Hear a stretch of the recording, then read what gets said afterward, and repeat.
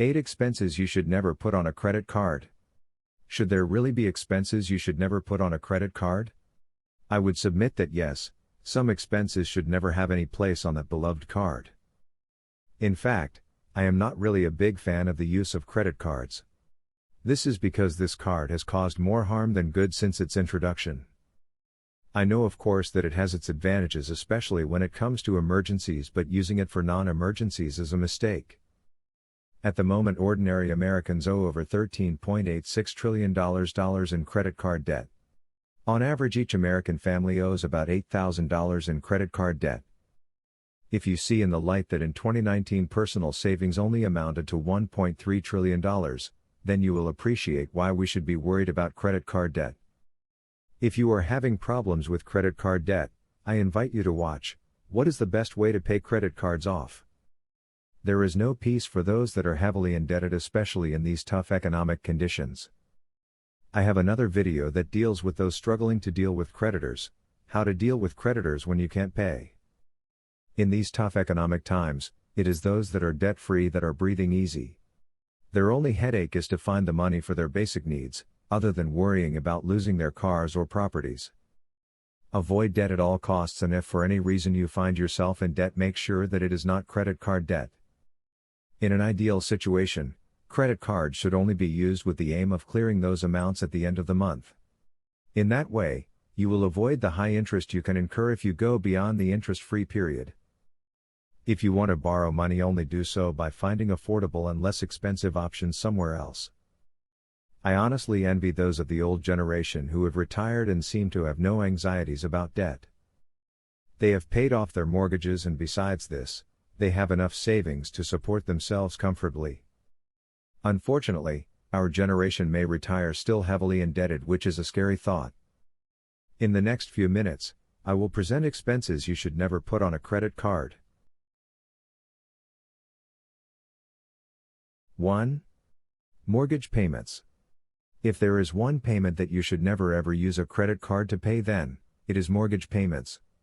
Do anything but never use a card.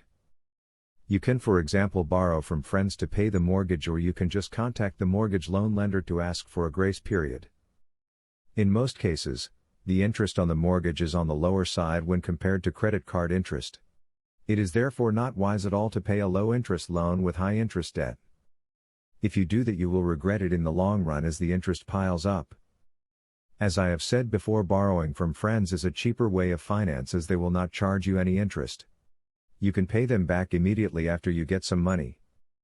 That way you will run away from the high interest that gets compounded once you start paying only the minimum amounts on your credit card debt. This is because then it will be interest charged on interest on the remaining amount.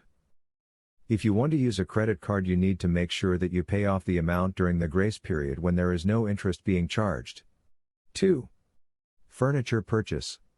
Another payment that you should avoid using a credit card is furniture purchase. If you need finance, there are other cheaper options out there that are far much better and cheaper. Buying furniture is one of those big purchases you will ever make, and because of that, you need to avoid putting it on your credit card. Over time you will pay far too much in interest. And to be honest, I would advise anyone thinking of buying furniture to consider paying cash other than loan finance. There is no need for a hurry when it comes to furniture. You can take your time and save some money for it. In that way, you will avoid the curse of debt that has ruined many lives.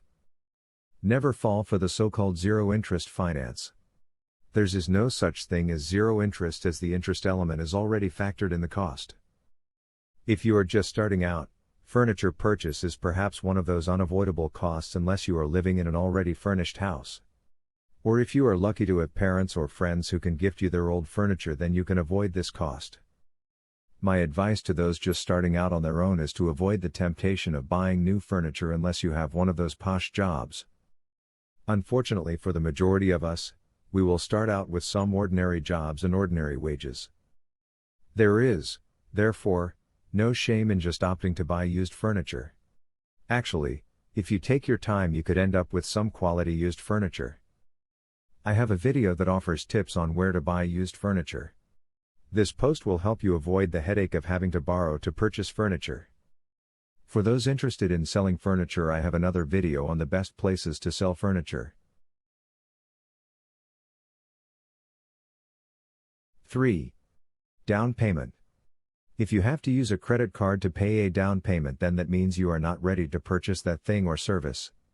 There is no harm in waiting until you have enough money for the purchase. The world is still there with its goodies that are not going anywhere. Nowadays we face all sorts of pressures from trying to be like our friends and the clever salespersons out there. And it is very easy to feel like we cannot afford to wait and end up entangling ourselves in unfavorable deals that require down payments. Every day we are bombarded by ads that attempt to convince us that we are useless unless we own the most modern TVs, cars, etc. Ignore such ads.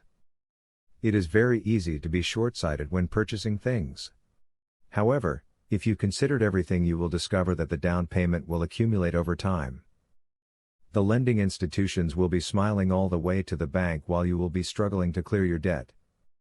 If for whatever reason you have no choice but get finance, then search for the best deals you can ever get. Though I would advise anyone who cares that you avoid debt at any cost. 4. College tuition. Unless you want to clear the amount before month end, there is no reason why anyone should consider financing tuition with credit card debt. It is one of the most expensive ways of paying for your tuition, and you will regret it. Especially when you consider that there are all sorts of cheap loans out there. Not that I advocate getting a loan for education. I would rather people pay their way through college by working part-time. But if you have to choose between the two, then cheaper federal loans are better. I know some of you are surprised by my suggestion that people pay for their tuition by working part-time during their studies. But this is how many foreign students pay for their tuition. They work 2 or 3 part-time jobs to raise funds for tuition. I recently watched a person I know on YouTube explaining how he missed 1 whole year of studies so that he could work to raise tuition fees. I however understand that this cannot be for everybody and that foreign students are forced to do this because they cannot access student loans.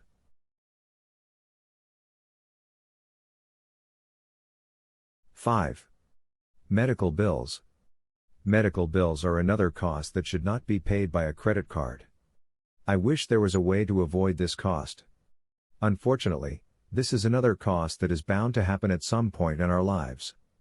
Even for those covered by medical insurance, there will always be shortfalls when it comes to these bills. It seems as if the insurance companies have found a way to avoid paying for some costs and shift them to the patients. In such a situation, there is always the temptation to pay by credit card.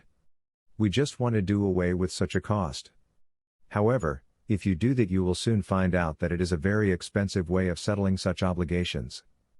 If you find yourself struggling to pay for your medical bills, try negotiating payment terms with the hospital. You will be surprised that you will be offered better terms than paying using your credit card. Even if the hospital decides to charge interest on the amount you owe them, it will definitely be low compared to credit card debt. 6. Taxes. Just the mere mention of Inland Revenue Services strikes fear in many hearts. It is therefore understandable for people to resort to the use of credit cards when the taxman calls and no money is available. Unfortunately, that is a very expensive way of paying for your taxes, as there are other options available. This is because the IRS is more than willing to offer you a payment plan that is cheaper than using a credit card. It is therefore not wise to use a credit card to settle such obligations. You need to take advantage of the options that are readily available from the tax guys. 7. Wedding expenses. Where I come from, it is almost a must for people to have lavish wedding ceremonies. Due to this pressure, people are forced to use credit cards and other expensive ways to fund their weddings. Weddings should not be this costly for newlyweds. Couples should not start their marriage saddled with debt. In my humble opinion, if you are resorting to the use of credit cards, that means you are not ready for a wedding ceremony. It means that you should have waited until you were ready.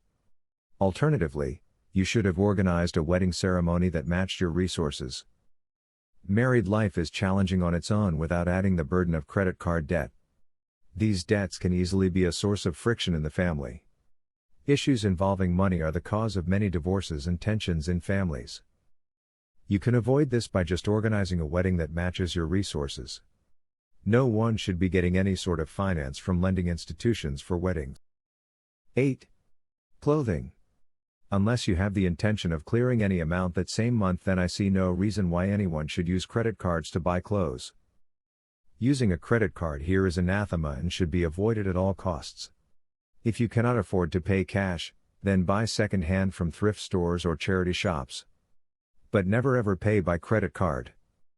Actually, the cheapest way to get designer clothing is by buying them second-hand at thrift stores or charity shops. I have over the years bought things I would never afford if I wanted to buy them brand new.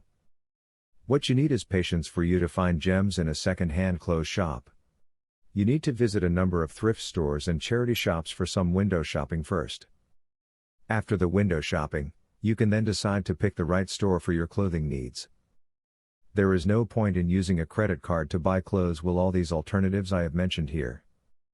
While you may think at the time of the purchase that everything is alright, over time you will find that you will pay more. If you cannot handle second-hand clothes, then I would advise that you raise funds first and pay cash for brand new clothes.